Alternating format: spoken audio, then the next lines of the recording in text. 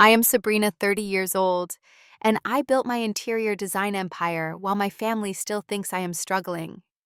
Last Christmas, my parents banned me from the family gathering because my sister was bringing home her boyfriend, and apparently my blue-collar job would embarrass her. They had no idea I owned a $5.9 million beach house in Malibu. So I decided to host everyone they had ever ignored instead.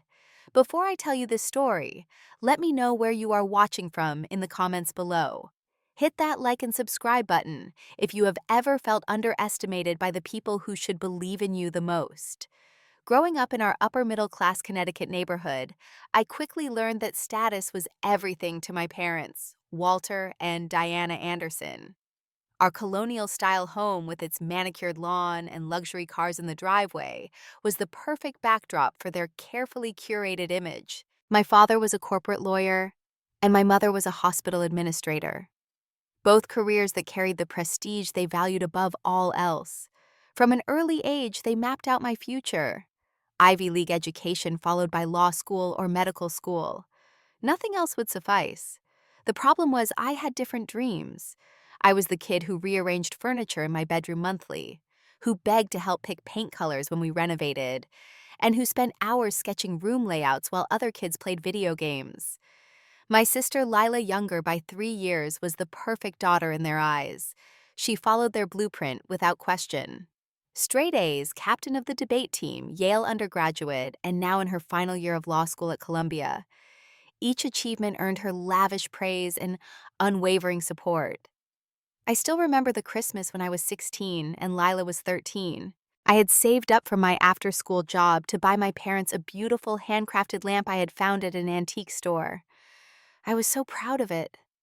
But when they opened it, my father frowned. "This looks like something from a thrift shop," he said, setting it aside without a second glance. Minutes later, they opened Lila's gift, a framed certificate showing she had made the honor roll again. My mother actually teared up. "This is going right on the wall in the living room," she announced. "Everyone who visits will see what an accomplished daughter we have." The lamp was relegated to a guest bedroom nobody used. I found it in the donation pile 3 months later. As the years passed, the emotional distance between us grew. When I announced I was going to study interior design instead of pre-law, my father refused to speak to me for weeks. My mother took a different approach. She would sigh dramatically whenever my career choice came up in conversation. "I just worry about your future, Sabrina," she would say. "Design is such an unstable field, and it's so manual." She said manual, the way most people would say contagious disease. Family gatherings became exercises in minimization. When relatives asked what I was doing, my parents would quickly change the subject or answer for me. "Sabrina is still trying to figure things out," my mother would say, a tight smile on her face. Meanwhile, Lila's every move was announced with fanfare. Her internship at a prestigious law firm, her summer studying abroad, her dean's list accomplishments. I became the family afterthought, the disappointing daughter who chose the wrong path. By my mid-20s, I had perfected the art of emotional armor at family functions. I would show up, smile through the subtle digs and dismissals, and leave as soon as politeness allowed. I stopped sharing details about my life because they were never received with interest or support. What my family didn't know was that I had learned something important. I realized that their approval was never going to come no matter what I achieved, and I made a decision that would change everything. I would succeed on my own terms, and I would keep that success to myself. Why keep it secret? I had watched how my parents treated relatives who had money.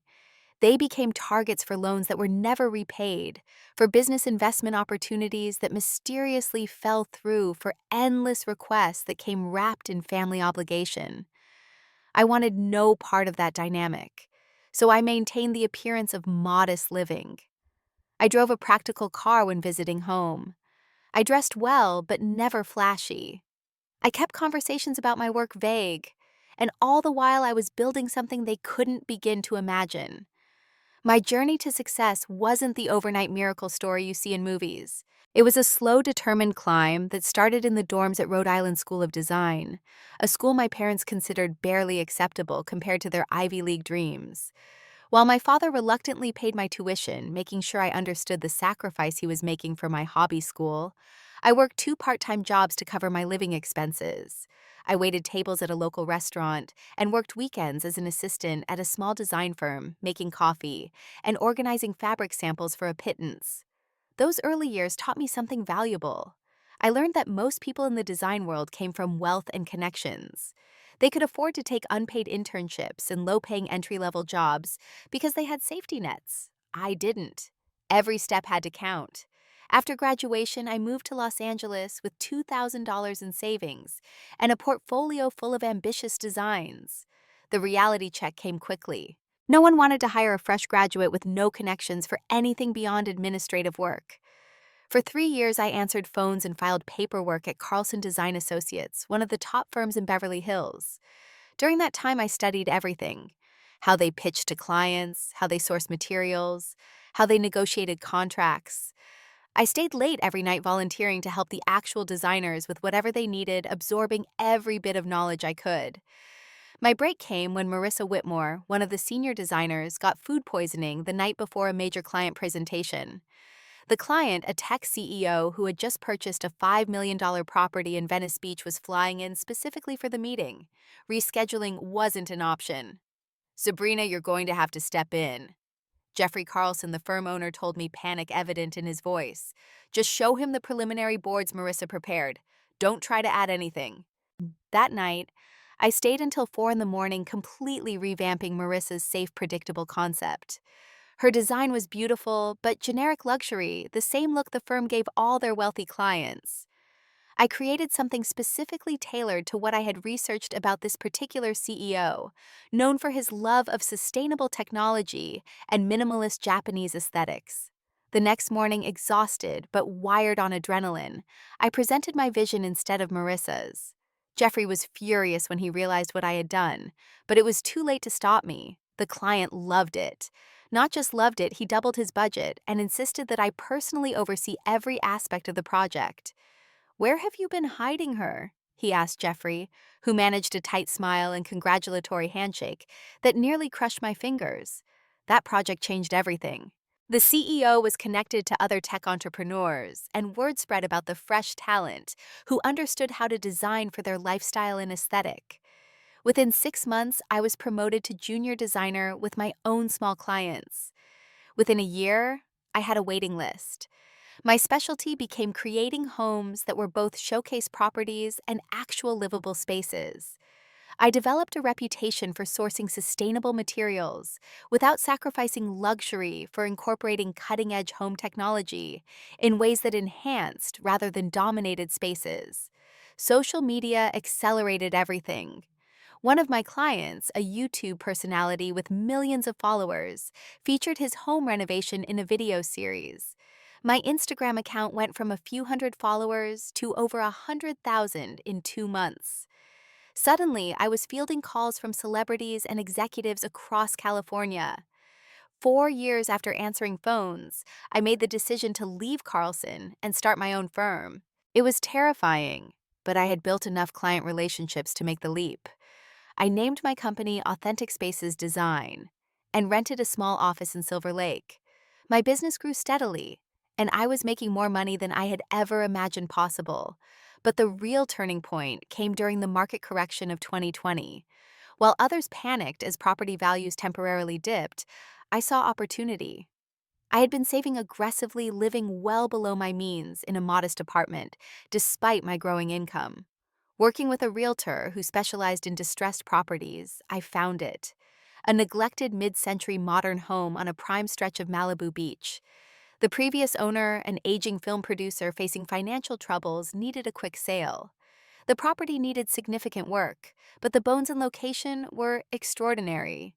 I leveraged every connection I had, calling in favors from contractors and suppliers I had worked with over the years. For 8 months, I spent every spare moment transforming the property, doing much of the design work myself to save on costs.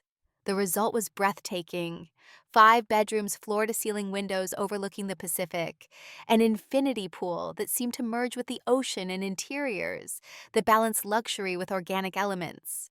It was featured in Architectural Digest. 6 months after completion, though, I insisted they not use my name or personal details in the article. As my business expanded to include commercial projects and a small line of furniture, my bank accounts grew accordingly. I was now running a 7-figure enterprise and living in a home most people could only dream about. Yet every time I visited Connecticut, I was still Sabrina the disappointment, the daughter with the cute little decorating business, the one who just never lived up to her potential. And strangely, I let them believe it. Part of me was waiting for the right moment to reveal the truth. Another part enjoyed the freedom that came with their underestimation. They didn't ask me for money or connections because they didn't believe I had any to offer. The emotional cost, however, was higher than I wanted to admit. Every dismissive comment, every conversation where they talked around me rather than to me, every comparison to Lila's achievements left invisible bruises.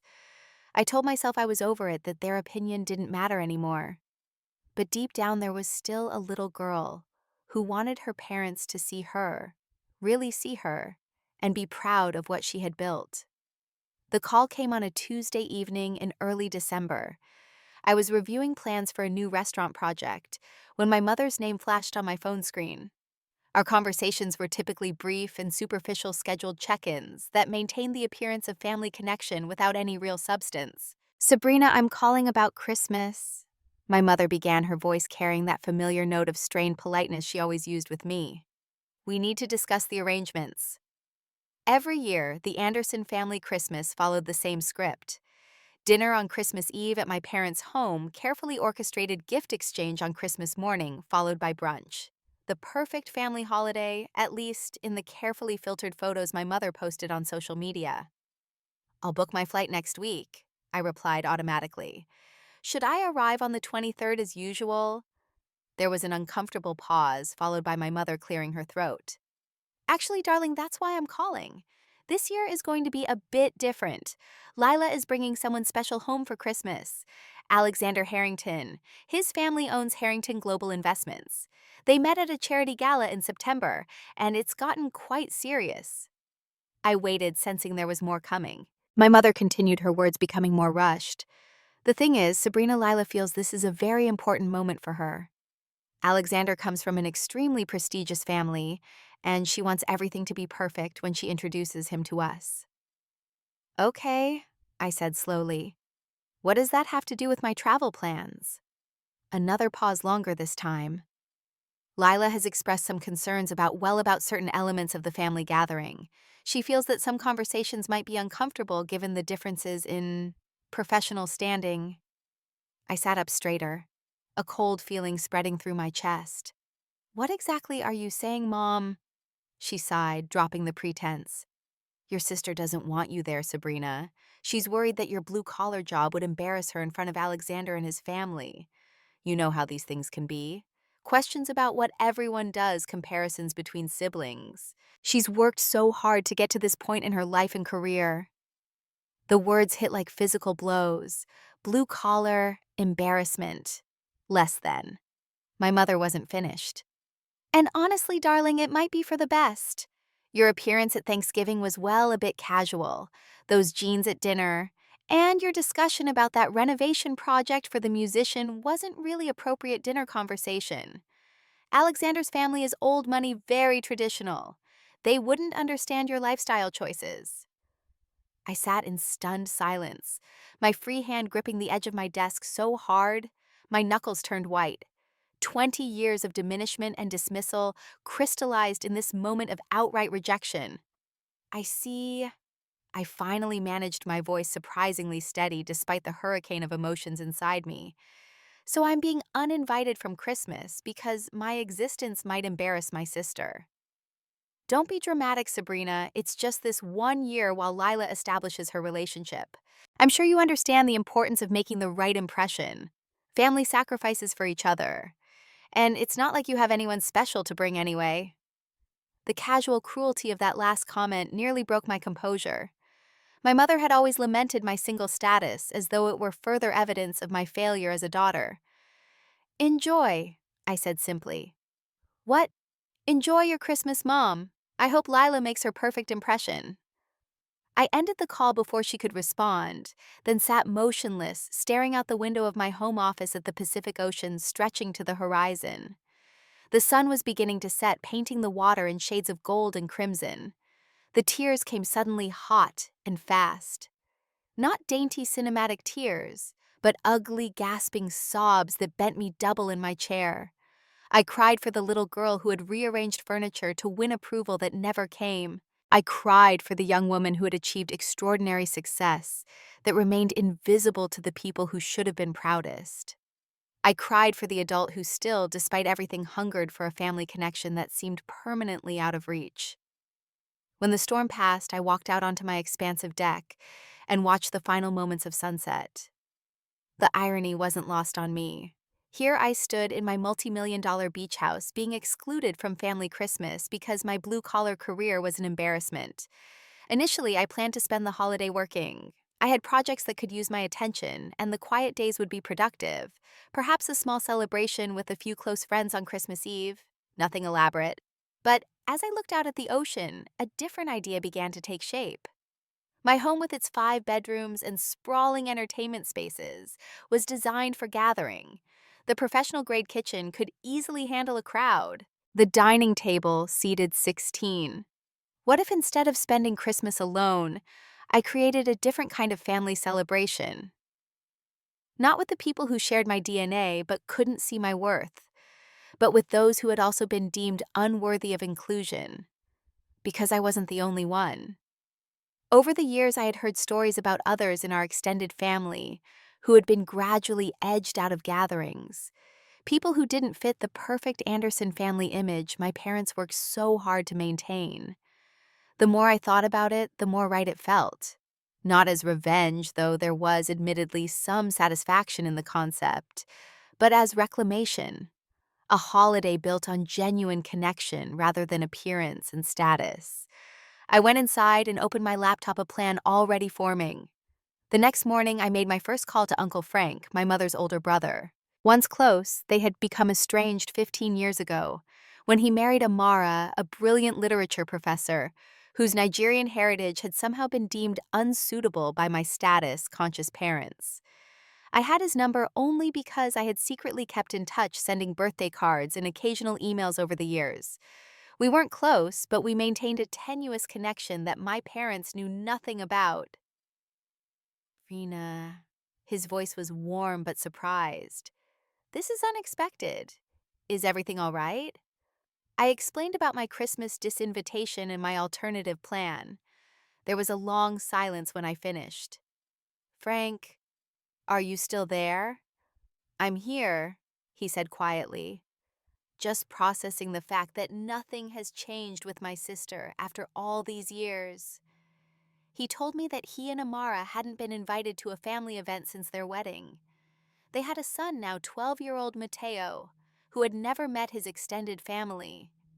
We've made our peace with it, Frank said. Created our own traditions. Would you consider bringing those traditions to Malibu this year? I asked. I'd love to meet my cousin. His voice brightened. Amara makes traditional Nigerian dishes alongside American Christmas classics. Mateo might enjoy seeing the ocean. Let me talk to them and call you back. They accepted my invitation that evening. My next call was to cousin Tara, my father's niece. As teenagers, we had been close despite the 5-year age gap between us. Tara had always been creative, covering her notebooks with intricate drawings and wearing clothes she modified herself. After high school, she had pursued her passion for art, eventually becoming a highly sought-after tattoo artist with her own studio in Portland. Her career choice and alternative lifestyle, as my father called it, had led to her gradual exclusion from family events. I found her through her studio's website. Holy shit, Sabrina Anderson. She laughed when I reached her. It's been, 7 years? Last time I saw you was at Grandpa's funeral, and we barely got to talk because your mom kept pulling you away. When I extended the invitation, Tara didn't hesitate. A middle finger Christmas in Malibu, I'm absolutely in. Can I bring my partner Quinn? They're an amazing chef and can contribute some serious desserts to this rebellion feast. The hardest call was to my grandmother Eleanor, my father's mother. After my grandfather died, my parents had convinced her to sell her home and move into an upscale retirement community. They visited dutifully once a month, but she was rarely included in family holidays anymore, my mother citing concerns about her energy levels and the stairs in their home. I called the retirement community, half expecting her to refuse to speak to me, given our years of limited contact. Sabrina, her voice was thinner than I remembered, but still held that gentle strength that had comforted me throughout childhood. What a wonderful surprise! We talked for nearly an hour, catching up on years of distance. She told me about her art classes at the retirement community, the book club she had started, the friends she had made. I shared carefully edited details about my career, still not revealing the full extent of my success. When I invited her to Christmas in Malibu, she was silent for so long I thought we'd lost the connection. Grandma, are you still there? I'm here, dear. Just surprised. It's been 5 years since I've been invited to a proper family Christmas. Your mother always says it would be too tiring for me, though I've told her repeatedly that I'm not quite ready for the grave yet. The sharpness in her tone made me smile. My grandmother had always had a subtle bite beneath her proper exterior. Would you come? I asked. I can arrange for a car service to bring you. Or I can come get you myself. I wouldn't miss it, she replied. Especially since it seems I've been missing quite a lot about your life, young lady. A house in Malibu, I think you have some explaining to do. My final call was to Naomi Chen, my best friend from high school. Though not a blood relation, Naomi had been like family to me, until my parents had effectively ended our friendship. The daughter of Chinese immigrants who owned a local restaurant, Naomi had been deemed an inappropriate influence when we were 17, after my parents overheard her encouraging me to apply to art school. We had managed to stay in touch through college, but had gradually drifted apart as adult responsibilities took over. Last I heard, she was working as a pediatric nurse in Boston. It took some social media detective work to find her current number, and I was nervous as I dialed, unsure if she would even remember me with any fondness. Sabrina Anderson, as I live and breathe. She answered, her familiar laugh instantly transporting me back to teenage days spent in her family's apartment above their restaurant planning our futures. I was literally just thinking about you last week when I passed an interior design store that had the most hideous couch in the window. I thought Sabrina would have a complete meltdown over that monstrosity. We caught up briefly on our lives. She was now a nurse practitioner, recently divorced, with a 7-year-old daughter named Lily. Christmas in Malibu sounds like an actual dream right now, she said when I extended the invitation. Boston is already a frozen hellscape, and Lily has been begging to see the ocean. But are you sure that's a big ask? I'm sure, I told her. Consider it making up for 15 years of lost time. Plus, my house has a heated pool. Bring Lily's swimsuit. With my guest list confirmed, I threw myself into preparations. I hired a catering company that specialized in holiday meals, but asked them to coordinate with Quintera's partner to incorporate some of their special desserts. I arranged for a car service to bring my grandmother from Connecticut and booked flights for Naomi and her daughter from Boston. I ordered personalized gifts for each guest, items that reflected their interests and personalities. Art supplies for my grandmother, who had recently started painting, rare vintage band t-shirts for Tara, who collected them, a first edition of Amara's favorite Nigerian author for her and Frank, a professional-grade kitchen knife set for Quinn, science kits, and ocean-themed books for the children. For Naomi, I found a beautiful jade pendant that reminded me of one her mother had worn when we were teenagers. Naomi had always admired it, a family heirloom that had been left behind when her parents immigrated. As the house filled with decorations and the refrigerator stocked with food, I also made one additional arrangement. I hired a professional photographer and videographer to document the gathering, explaining that I wanted to capture this first holiday in my new home. In truth, I had another purpose in mind for those images, though I kept that to myself. The week before Christmas, as my home transformed into a holiday wonderland, I felt a mixture of emotions. Excitement about connecting with people I had missed, nervousness about whether this hastily assembled group would gel, and yes, a certain satisfaction in creating something beautiful from rejection. On December 24th, as the afternoon sun cast long golden rays across the beach, the doorbell rang. My first guest had arrived. I smoothed down the front of my simple but elegant red dress, took a deep breath, and opened the door. Frank, Amara, and Mateo stood on my doorstep looking slightly uncertain until I greeted them with genuine warmth. As they stepped into the foyer, their eyes widened, taking in the soaring ceilings, the panoramic ocean view, and the tasteful holiday decorations that adorned every surface. "This is your house," Mateo asked, his preteen attempt at coolness temporarily abandoned as he gaped at the infinity pool visible through the wall of windows. "It is," I smiled. "And you're welcome to swim later if you'd like. I have extra suits in various sizes." Frank turned to me, his expression a mixture of awe and confusion. "Sabrina, this is not what I expected.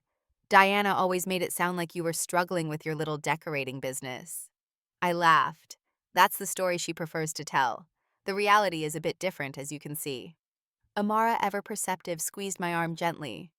"How wonderful that you've created such success on your own terms. Though I imagine it must be difficult to have that success dismissed by those who should celebrate it most." Her understanding nearly brought tears to my eyes, but I was saved from getting emotional by the arrival of Tara and Quinn. Tara's purple hair and sleeve tattoos contrasted dramatically with Quinn's more conservative appearance, but their hands were intertwined as they approached the door, both carrying elaborate pastry boxes. "Cousin Sabrina," Tara exclaimed, taking in my home with a low whistle. "When you said Malibu, I was picturing like a cute little beach cottage. This is next level. Also, I'm digging the whole secret success vibe. Very Batman of you." Quinn, more reserved, offered me one of the pastry boxes. "Thank you for including me. I made my signature Yule log and some traditional French Christmas cookies from my grandmother's recipes." The arrival of my grandmother caused the first truly emotional moment of the gathering. The car service helped her to the door, where she stood for a moment taking in the sight of her granddaughter's home. "Well," she said, her voice wavering slightly, "it seems the quiet granddaughter has been hiding quite a lot under that humble exterior." I embraced her, breathing in the familiar scent of her perfume, unchanged since my childhood. "I've missed you, Grandma, and I've missed knowing my granddaughter," she replied, patting my cheek. "We have catching up to do." The final arrival was Naomi and Lily, who tumbled out of their taxi with the excited energy of people escaping winter for sunshine. Lily immediately spotted Mateo, and with the easy sociability of children, asked if he wanted to see the seashell she had found on the short walk from the car to the front door.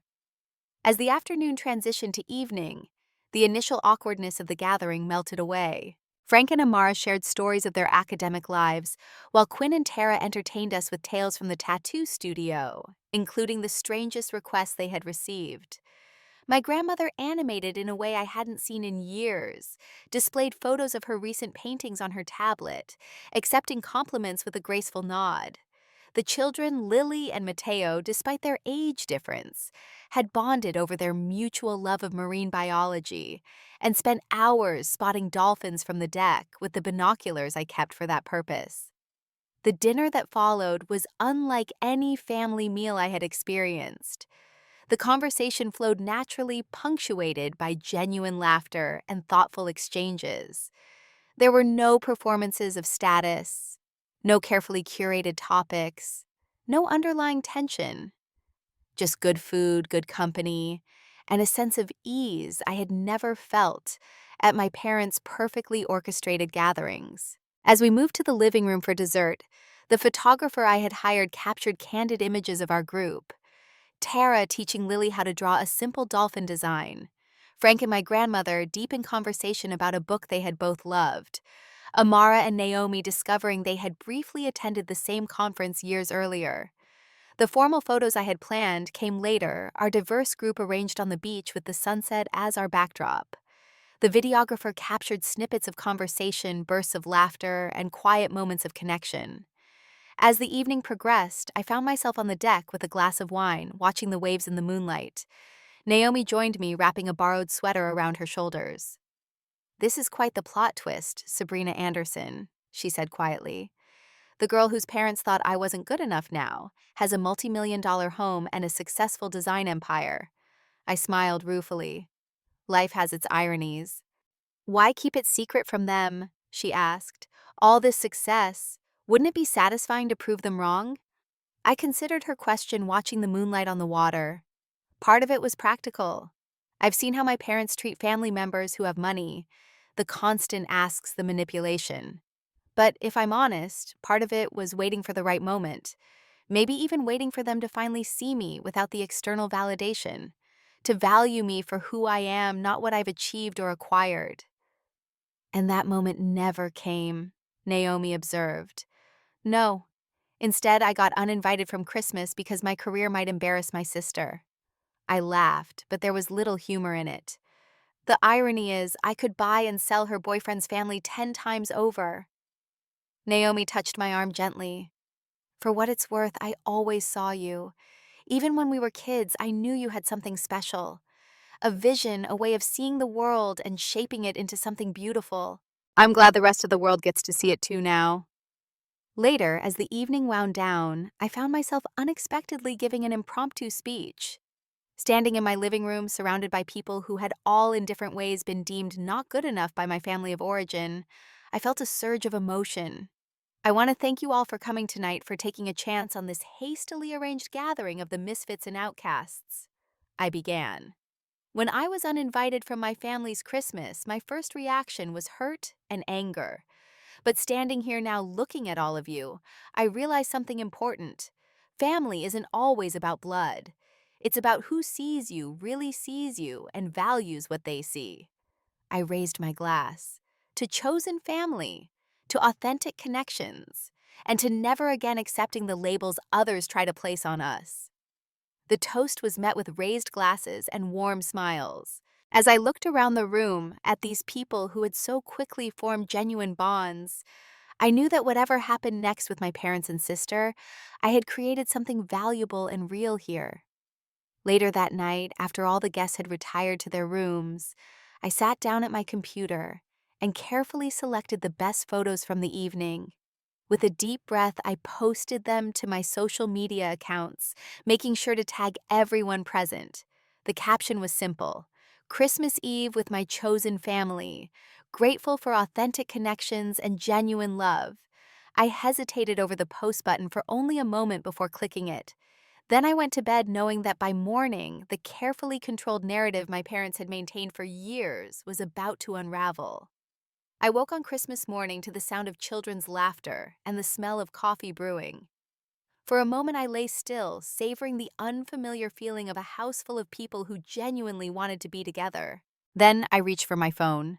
The notification count was staggering. My social media posts had exploded overnight. Comments, shares, and direct messages filled my screen. Many were from extended family members I rarely saw, expressing confusion and curiosity about my previously unknown beach house and the gathering of people they recognized as the uninvited branches of our family tree.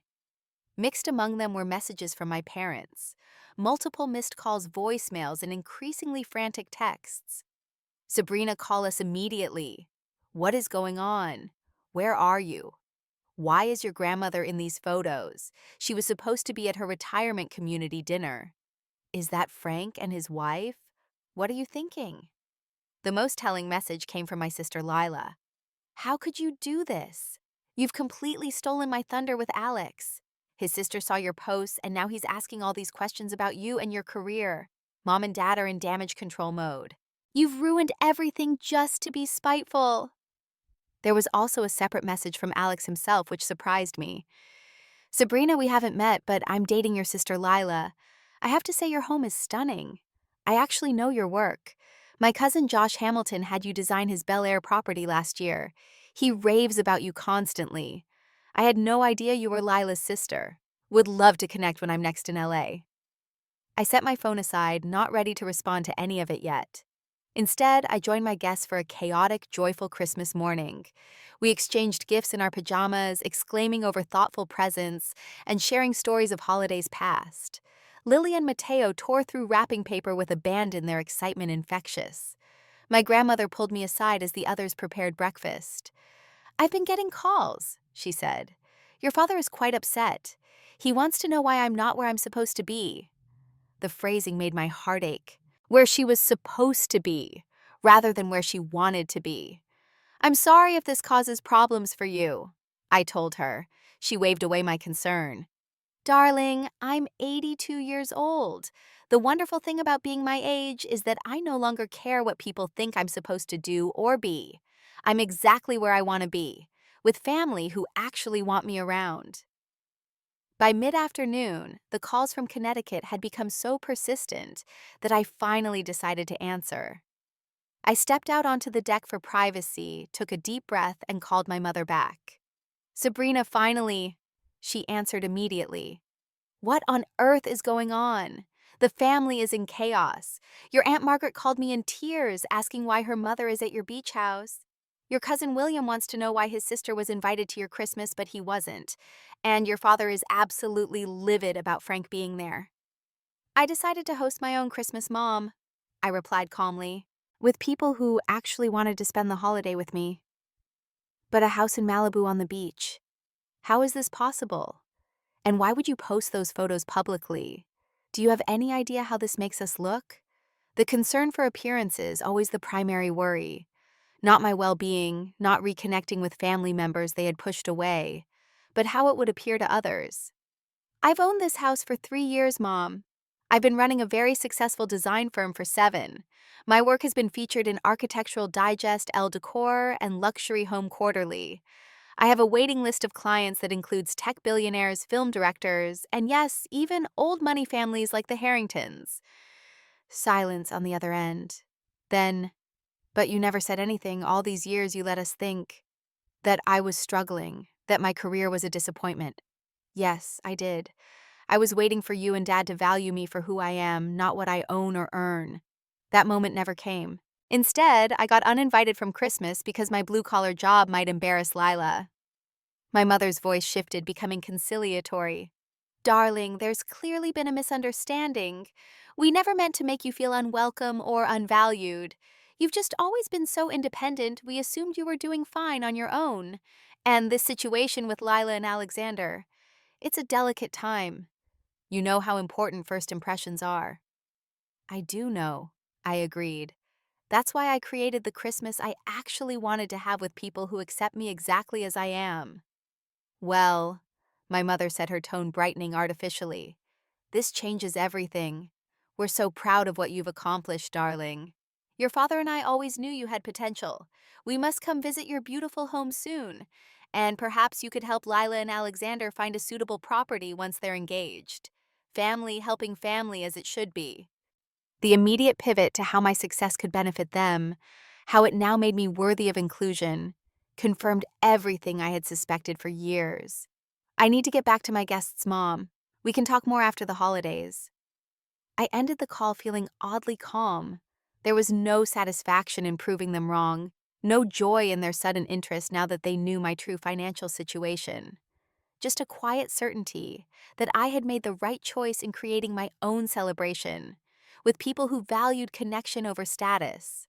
The calls and messages continued throughout the day. My father demanded explanations. Extended family members expressed surprise and curiosity. Lila alternated between angry accusations and attempts to schedule meetings with potential clients she suddenly wanted to introduce me to. I answered none of them, choosing instead to be fully present with the people who had accepted my invitation and embraced me without conditions. That evening, as we gathered for another meal on the beach deck, I noticed my grandmother watching me with a knowing smile. "You've handled this well," she said, taking my hand. "Standing in your truth without seeking revenge. That's real strength." "I learned from the best," I told her, squeezing her fingers gently. "You always had quiet dignity, even when they pushed you to the sidelines." She laughed softly. "Well, I wouldn't say I've been entirely dignified. I did send your father a rather pointed text earlier, letting him know that I'm having the best Christmas of the last decade with his disappointing daughter." The week between Christmas and New Year's became an unexpected extended vacation for my guests. No one seemed in a hurry to leave, and I was in no hurry to see them go. We settled into a comfortable rhythm of beach walks, shared meals, and long conversations that bridged years of separation. the social media storm continued to swirl. My posts had been shared widely among family networks, and the contrast between the joyful gathering at my home and the carefully curated images coming from my parents' Christmas created an unspoken but obvious commentary. I finally spoke with Lila directly on December 30th. Her initial anger had cooled somewhat, replaced by a confused hurt that seemed genuine. "I don't understand why you kept all this secret," she said. "We're sisters. You could have told me." "Would it have made a difference?" I asked. "Would you still have asked Mom to uninvite me from Christmas if you'd known about my house and my business?" Her silence was answer enough. "That's why I didn't tell you," I said gently. "I wanted to be valued for who I am, not what I have." There was a long pause before she spoke again. "I've spent my whole life trying to be what Mom and Dad wanted. Perfect grades, perfect career, perfect boyfriend. It's exhausting, Sabrina. And now I see you built this amazing life on your own terms, and part of me is jealous." It was the most honest conversation we'd had in years. "It's not too late to make different choices," I told her. "Trust me, the freedom is worth it." New Year's Day dawned clear and bright. Most of my guests had departed the previous day with warm hugs and promises to stay in better touch. Only my grandmother remained sitting beside me on the deck with a cup of tea, watching the first sunrise of the year paint the sky in delicate pinks and golds. "I've been thinking," she said suddenly, "I don't want to go back to that retirement community." I turned to her in surprise. "What do you mean?" "I'm not ready to be packed away and visited once a month like some obligation. I've been looking at condos online near here. Something small but with a view. A place where I can paint and have visitors when I want them on my terms." The determination in her voice made me smile. "I think that sounds perfect. And I happen to know a pretty good interior designer who could help you set it up." She laughed. "I was counting on that, and maybe my granddaughter could visit more often than my son does." "Count on it," I promised. Over the following weeks, life settled into a new pattern. I helped my grandmother find and purchase a beautiful 2-bedroom condo just 10 minutes from my home with a balcony overlooking the ocean, and a small second bedroom she immediately designated as her art studio. The group that had gathered for Christmas began to form a more permanent connection. We created a monthly dinner club rotating between our homes. Frank and Amara hosted first transforming their modest Pasadena bungalow into a feast of Nigerian and American fusion cuisine. Tara and Quinn followed their Portland loft filled with art and music for the occasion. Even Naomi flew out from Boston when her schedule allowed, sometimes bringing Lily for weekend adventures by the ocean. My relationship with my parents entered a cautious new phase.